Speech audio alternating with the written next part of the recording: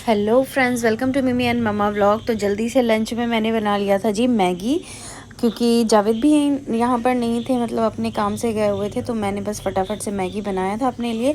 कभी कभी होता है ना, कुछ खाने का मन नहीं होता, आप झटपट से मैगी बना लेते हो।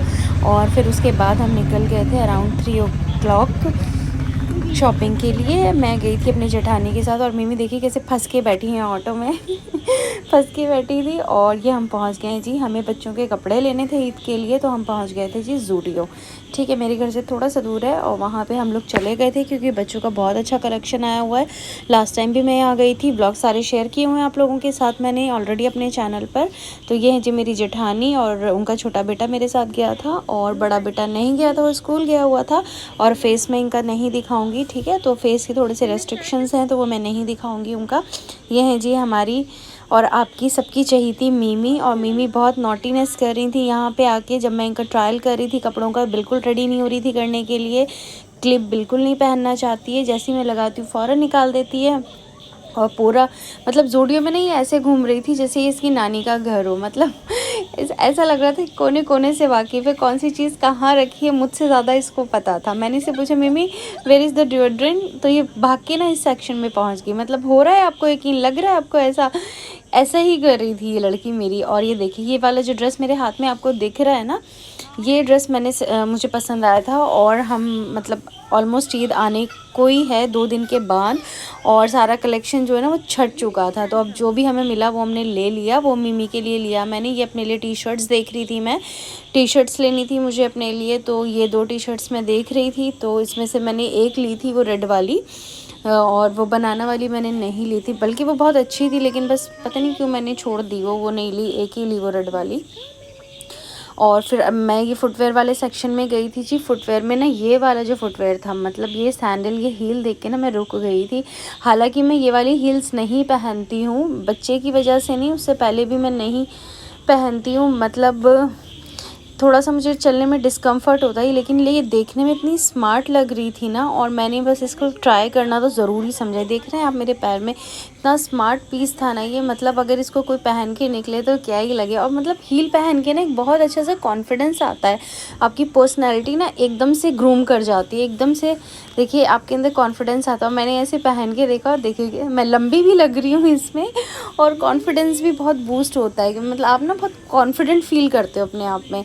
तो जो मैंने ड्रेसेस वगैरह अपने लिए देखी थी उसका ट्रायल किया मैंने। ज़्यादा कुछ तो नहीं लिया था अपने लिए, ज़्यादा क्या, मैंने कुछ भी नहीं लिया था अपने लिए। मैंने सिर्फ बस अपने लिए एक टी शर्ट ली थी। मेनली हम लोग आए थे बच्चों के शॉपिंग के लिए, क्योंकि बच्चों के लिए तो लेना ज़रूरी है। और ये जी हमारे प्रिंस, यानी कि मेरी जेठानी का बेटा, और माशाल्लाह से इनकी ये पहली ईद उल अज़हा है, पहली बकरा ईद है, ये मनाएंगे हमारे साथ इंशाल्लाह इंशाल्लाह।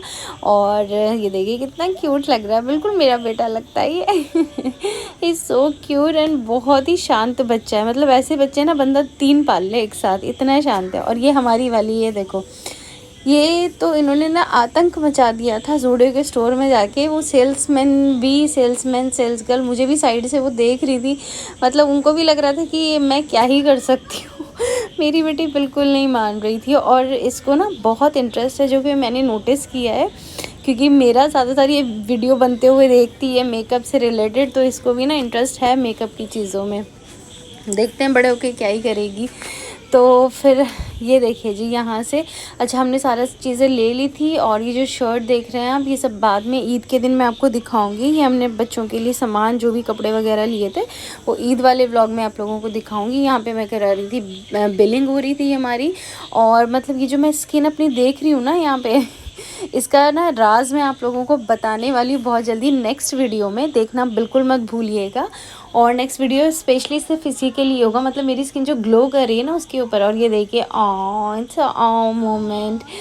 मिमी बहुत प्यार करती है अपने छोटे भाई को, और बड़े भाई को भी बहुत प्यार करती है, माशाल्लाह से बहुत प्यार है बच्चों में।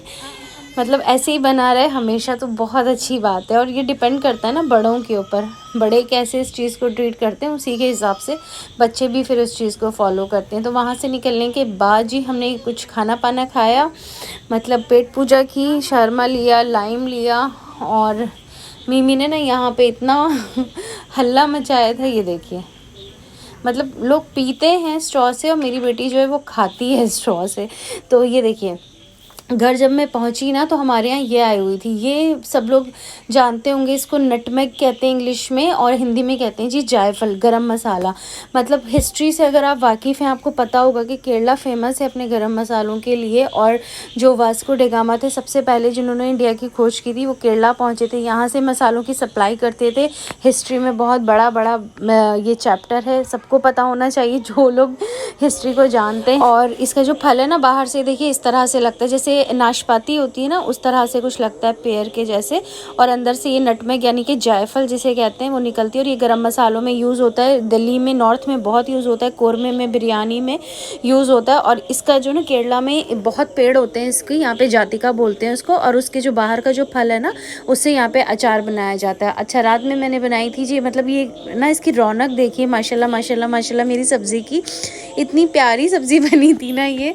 और पूरियों ने भी आज मेरा बड़ा साथ दिया, ऐसी फूली फूली पूरियाँ बन रही थी तो मैंने बनाई थी जी। ये भंडारे वाली जो आलू की सब्ज़ी होती है ना, वो बनाई थी आज मैंने, ट्राई की थी। क्योंकि बारिशों का मौसम है तो बस इसी तरह की चीज़ें खाने का मन करता है। और बस मन पे कंट्रोल नहीं होता है, इसीलिए वेट कंट्रोल नहीं हो रहा है। अब मन पे कंट्रोल हो तो वेट भी कंट्रोल हो जाए, क्या करें क्या नहीं करें समझ नहीं आता है। तो ये जी मेरी डिनर की प्लेट हो गई थी रेडी, और मैंने हस्बैंड के लिए सबसे पहले निकाल दिया था और उनको खिलाया था। भाई जहाँ से पैसे मिलने होते हैं उनको ज़्यादा खुश रखने की ज़रूरत होती है ना, उनकी पेट पूजा अच्छे से करानी होती है। तो वीडियो कैसा लगा मुझे प्लीज़ कमेंट बॉक्स में बताइएगा, और लाइक करिएगा, शेयर करिएगा, सब्सक्राइब करिएगा। ईद के ब्लॉग्स के लिए रेडी रहिएगा।